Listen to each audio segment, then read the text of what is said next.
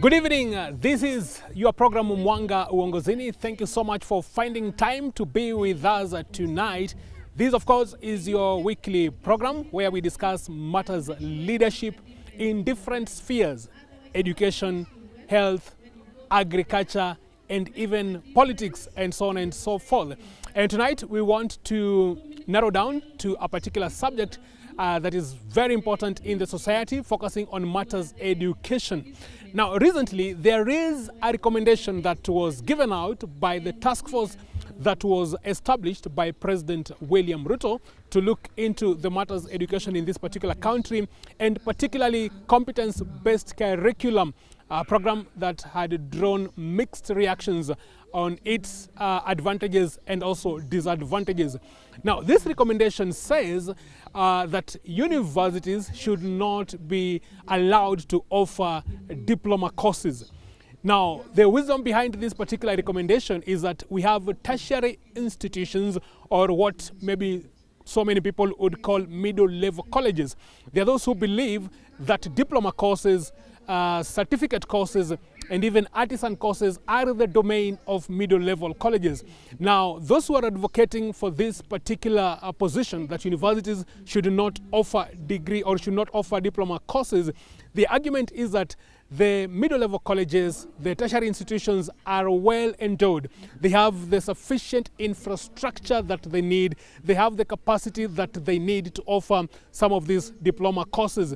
And of course, they also argue that universities should only be restricted to actually offer what we may actually call degree courses or degree programs, master programs, and also PhD programs.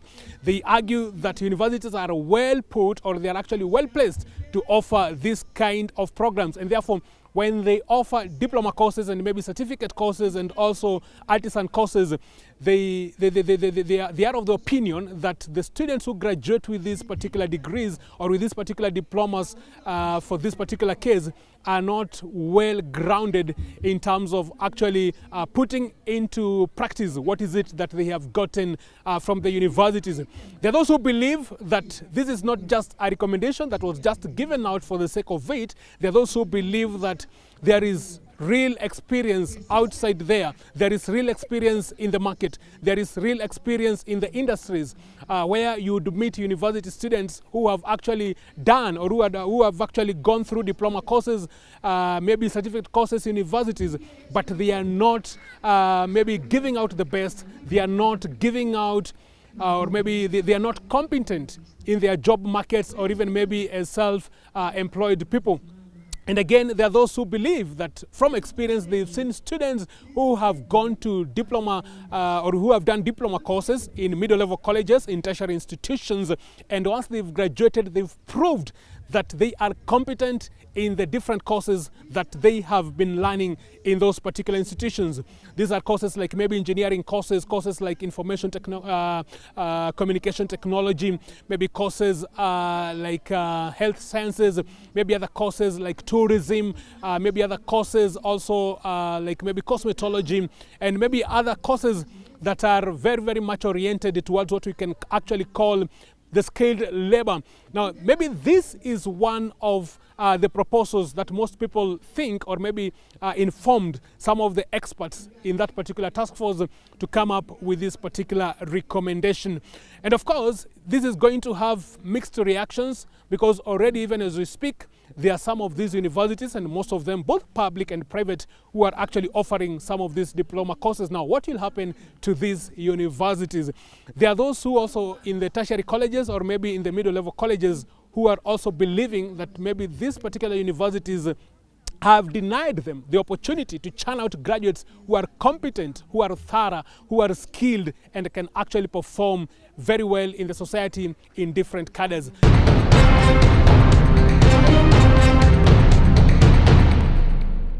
Universities could be dealt another blow if a proposal by the reforms team to restrict the institutions to only offer degree courses is adopted. The task force comprises educationists charged with realigning Kenya's education system with the new constitution, which has ushered in a devolved system of government. colleges had recently complained to government about the growing penetration of universities into their territory and the threat they represented. The recommendations come at a time when Kenya is planning to conduct an audit of mid-level colleges to establish their capacity to produce qualified graduates. It has emerged that the matter has split members of the task force, as some argued that certificate and diploma courses all fall under higher education.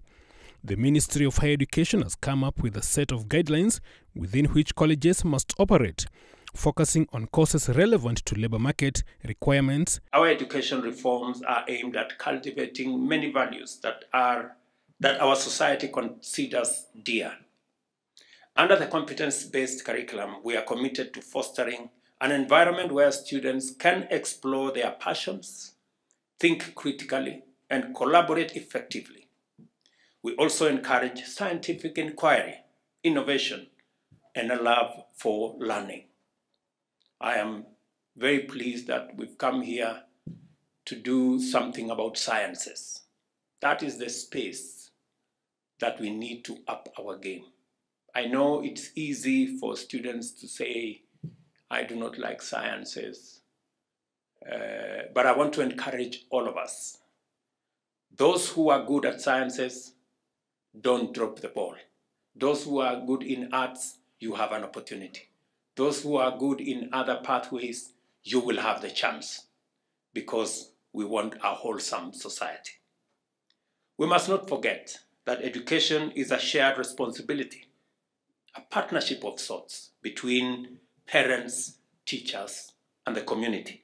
Traditionally, low investment in technical courses like engineering and electronics has been a major setback to Kenya's economy, as employers struggled to find graduates for such positions.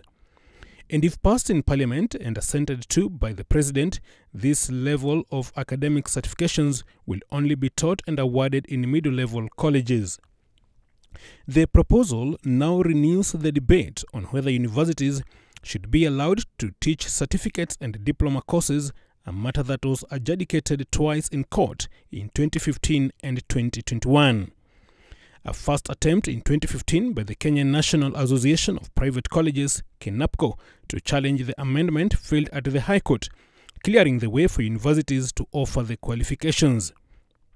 The government action, which is part of a raft of recommendations by a government task force, is expected to stop a trend that has seen universities partner with the tertiary colleges to offer diplomas and certificates. In fact, these relationships have almost wiped out the college subsector, because universities took over most of the colleges and made them their campuses as they sought to grow their income streams to fund expansion in response to demand for their services.